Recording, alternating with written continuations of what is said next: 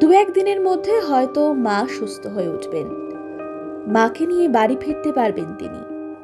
শুক্রবার ছবির প্রিমিয়ারে এসে সাংবাদিকদের প্রশ্নের উত্তর দিতে গিয়ে আশাবাদী ছিলেন অভিনেত্রী ঋতুপর্ণা সেনগুপ্ত। হাসপাতালেই ছিলাম, বাড়িতে রেডি হয়ে এলাম, মোটামুটি আছে, ডাক্তাররা দেখছেন, দেখি আর দু একদিন পরে বলতে পারছি। কিন্তু মাকে বাড়ি ফিরিয়ে নিয়ে আসার বাসনা পূরণ হলো না অভিনেত্রীর। শনিবারই এলো দুঃসংবাদ, মাকে হারালেন ঋতুপর্ণা। বেশ কিছুদিন ধরেই অসুস্থ ছিলেন অভিনেত্রীর মা নন্দিতা সেনগুপ্ত। মায়ের অসুস্থতার কারণে চলতি বছর বাড়িতে ভাইফোঁটার আয়োজনও করেননি ঋতুপর্ণা। নন্দিতা সেনগুপ্ত কলকাতারই একটি বেসরকারি হাসপাতালে চিকিৎসাধীন ছিলেন। ঘনিষ্ঠ সূত্রে খবর, কিডনিতে নানান সমস্যা থাকার সঙ্গে সঙ্গে বার্ধক্যজনিত কারণে প্রাথমিকভাবে অসুস্থ হয়ে পড়েছিলেন তিনি।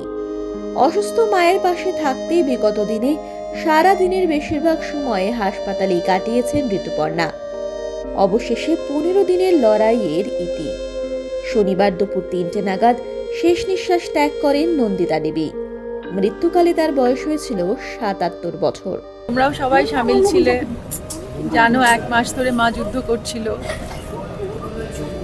মা বেলভিউ হসপিটালে ছিলেন। Very thankful. ডক্টররা অনেক চেষ্টা করেছেন মাকে নিয়ে, আত্মীয় পরিজন সবাই খোঁজ নিয়েছে। থ্যাংক ইউ, তোমরা সবাই প্রেয়ার করেছো মার জন্য। আশা করি মা শান্তিতে থাকবে যেখানেই আছে। মা বাবার তো কোনো বিকল্প হয় না। আর আমার মা খুব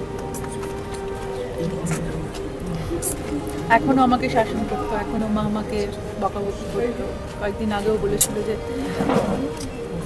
এখনো আসছো না তুমি, এখনো আসছো না তুমি। আর ওই ফোনটা তো আর কোনোদিন আসবে না। যাদের মা হারিয়েছেন তারা জানে, যাদের মা আছে খুব যত্ন করে রেখো মা। ভাই বাবাও চলে গেছে, মাও চলে গেছে। প্লিজ প্রেয়ার করো সবাই আমার জন্য।